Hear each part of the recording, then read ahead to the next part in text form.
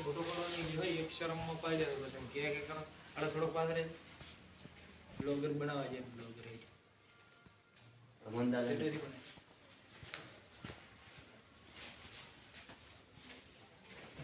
जगह है ब्लॉगर बनावा देखा नहीं फॉलो करता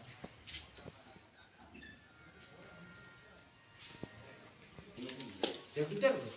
आओ बरोबर है बेटा ना मावा दो मैं